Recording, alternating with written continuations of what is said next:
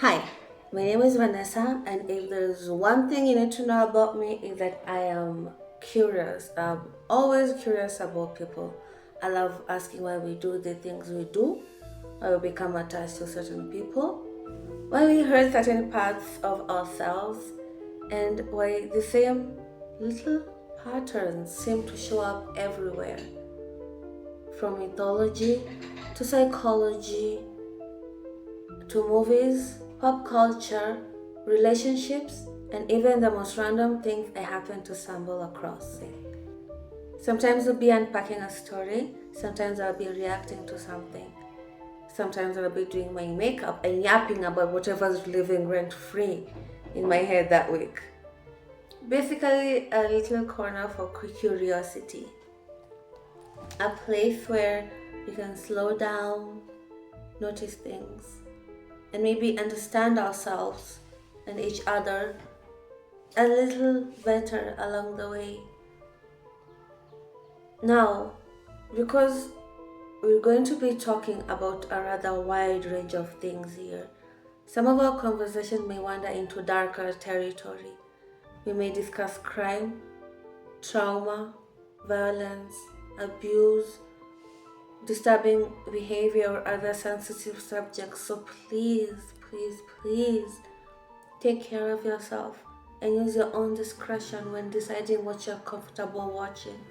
And with that said, get comfortable, settle in, and come notice things with me. What if the biggest lesson isn't about the killer? When we hear of Jeffrey Dahmer, most of us think of one thing, obviously, a serial killer.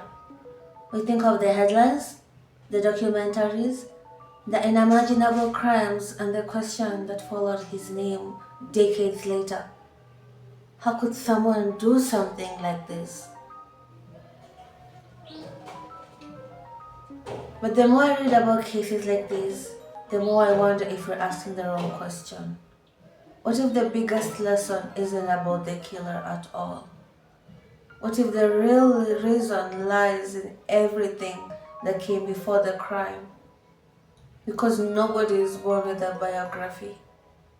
Every adult was once a child. Every child becomes a teenager.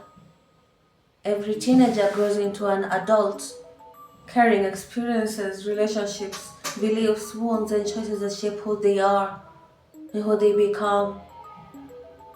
Sometimes along that journey, paths begin to diverge. Most people experience hardship without ever becoming violent. Others don't. So what makes the difference? Is it nature? Nurture? Is it trauma? Is it biology? Is it choice? Or is it something far more complicated than any single answer could ever explain? I don't think studying cases like this should make us afraid of people. No, I think it should make us curious about them. Not because understanding someone's behavior excuses what they have done, because it does not. But understanding isn't the same as excusing. Understanding asks different questions. Were there warning signs? What happens when a child struggles in ways no one understands? What responsibilities do families, schools, communities, and even society have when something feels off? And perhaps the hardest question of all, how many opportunities does it take to change a life before it's too late? These are uncomfortable questions, and I don't know that they all have satisfying answers, but I do think they're worth asking. So today, I don't just want to tell you the story of Jeffrey Dahmer. Tell you the story of Jeffrey Dahmer. I want to use his story to explore a much bigger one about childhood, human behavior, missed opportunities, and what his life might teach us about people we're raising, people around us, or perhaps even ourselves. Jeffrey Dahmer was isolated as a child. His parents struggled with depression and fought constantly throughout their marriage. So he definitely had a rough childhood. He didn't have the attachment most people have growing up. He comes home one day when he was 17 and his mother was gone. She took her youngest son, Jeffrey Dahmer, the little brother, and left. She left him with his dad, who he doesn't have a relationship with, probably abusive. So that traumatized him. When he was 13, 14, early puberty, he displayed interest in dead animals, collecting bones, chicken bones, and bleaching them. He stated this process excited him. He was 13 or 14 years old. Fantasies that fuel the fire. One of the most unsettling things about violent offenders isn't that they wake up one day and suddenly commit horrific acts. It's that their inner world often changes long before anyone notices their outward behavior. For many people, adolescence is a time of discovery. Your emotions, your attachments, your attraction, your identities begin to take shape. But for some individuals, those same years can become a breeding ground for unhealthy fantasies that aren't questioned, challenged, or redirected. In Jeffrey Dahmer's case, researchers have pointed to an unusual convergence of factors. His early fascination with dead animals, his growing feelings of isolation, and the onset of puberty didn't exist in separate boxes. They intersected. As his sexual development progressed, his fantasies increasingly revolved around possession, absolute control, and the fear of abandonment. It's important to remember millions of children experience loneliness, curiosity, or even disturbing thoughts without ever becoming violent. What makes cases like Dahmer so difficult to understand is that it wasn't one experience that shaped him. Rather, was the gradual reinforcement of fantasies that became more elaborate, more consuming, and increasingly disconnected from empathy and reality. So many factors, and not just DNA, because his DNA didn't make him do the things he did.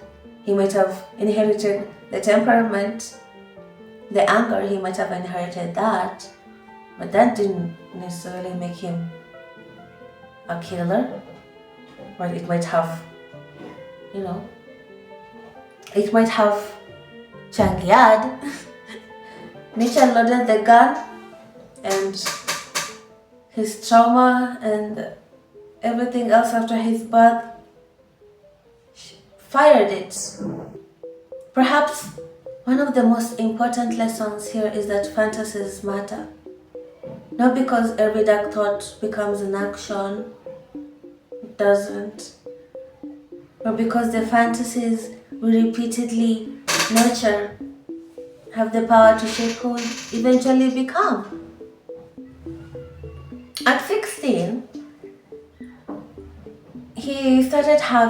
Jeffrey Dahmer, at 16 years old, started having the desire to have sex with someone who was buried.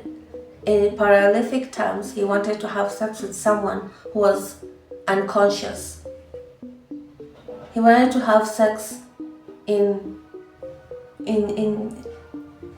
basic language with somebody dead. Corpses is one thing. His mother recalls when he was a teenager, he used to go to teenager to early adulthood.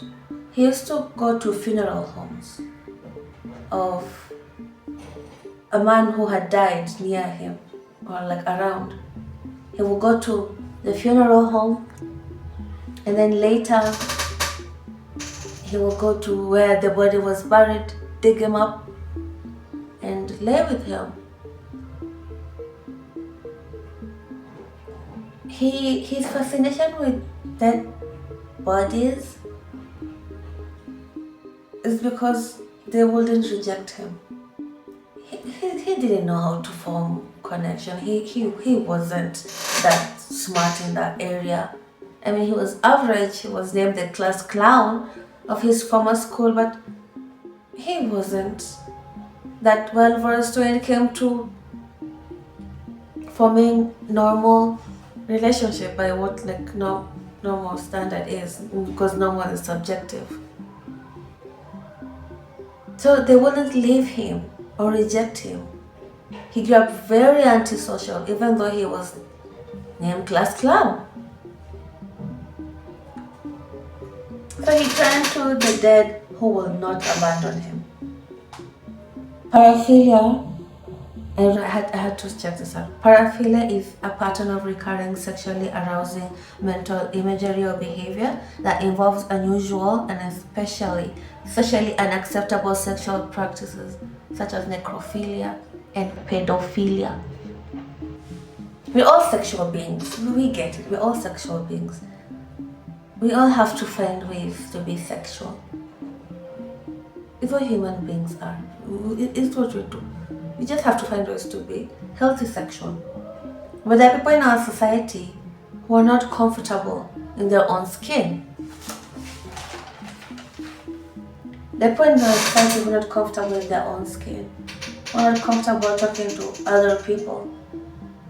There's a reason why Jeffrey Dahmer was comfortable with dead people. He literally lacked the skill set to be intimate. He had low self-esteem, so insecure with his life. At some point, he quoted that his life was pathetic. He had lived a pathetic life. And eventually, he became more comfortable with people who literally would not reject him. Jeffrey Dahmer, not surprisingly, was almost caught severally. He had practice, and the practice he did, the easier it became. One of his victims escaped once, a 14-year-old boy, naked, with a collar and a leash tied to it. He escaped, he found police officers, and he tried to explain his case. Believe it or not, they took him back to Jeffrey Dahmer's house. Believe it or not, they took him back to Jeffrey Dahmer's house, and Jeffrey Dahmer he was a charming guy. Charmed his way out. He said that, oh, that's just my gay lover. We're just having gay sex. This is what I'm imagining. He was just throwing around the word gay to make the officers uncomfortable, because this was in the 70s, early 80s. Homophobia was at its peak. So like the police officers are like, oh, okay, just a couple of gay guys, okay. They let the 14-year-old boy with the collar and a leash wakamwacha akaingia kwa nyumba. Minutes later, he died.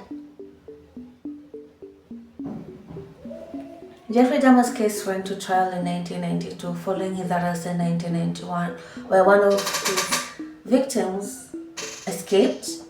Luckily enough, this time when he found law enforcement, they believed him. When they came, searched his house, they found bodies in the bathtub.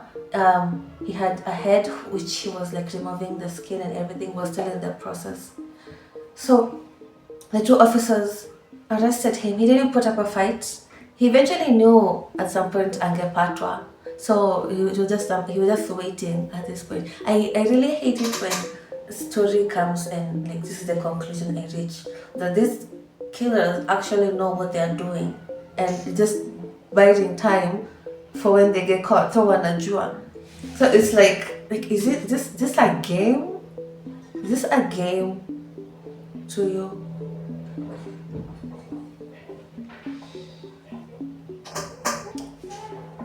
In the court, a parade of psychiatrists diagnosed Jeffrey Dahmer with paraphilia, borderline personality disorder, schizotypal personality disorder, and sexual sadism, which was quite curious. Jeffrey Dahmer wasn't a sadist. He didn't particularly enjoy killing. He just wanted to be with the bodies. As bad as that sound, yeah, as bad as that sound, he didn't hurt him. He didn't take pleasure in the person dying. He wasn't a psychopath, is what I'm trying to say. He was a sociopath though. He wasn't a psychopath. He didn't take pleasure in like the pain and everything. It's like a case like a serial killer called Larry Hall. Larry Hall was questioned and asked, "Did you ever look at the faces?" Because he killed. He was a necrophiliac, just like Jeffrey Dahmer, and his victims were women. So he was asked when he was killing, did he ever look at the faces? And the guy was like, "Oh, why would I?" Like that's the kind of thinking I'm trying to arrive at. Jeffrey Dahmer wasn't a sadist. His mom even one time says that he never wanted to hurt them. He never wanted to hurt their victims. I mean, he killed them. He never wanted to hurt them. Do of it. If this case teaches us anything, is that understanding behavior isn't the same as excusing it. Sometimes the most uncomfortable thing we can do is ask how someone became capable of doing something so horrific, because the answer often reveals warning signs we'd rather ignore. Anyway, these are my thoughts. Tell me what stood out for you if you know this case. I have not gone even a crack over the six son of a.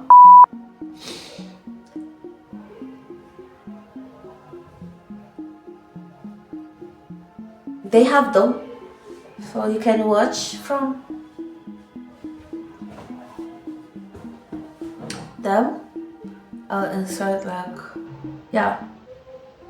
Before you go, dim the lights, light a candle, let the room slow down, and if you keep a journal, write down one thing this conversation made you question. If you don't have one yet, maybe it's time to start running like a journal, that is. Until next time, bye.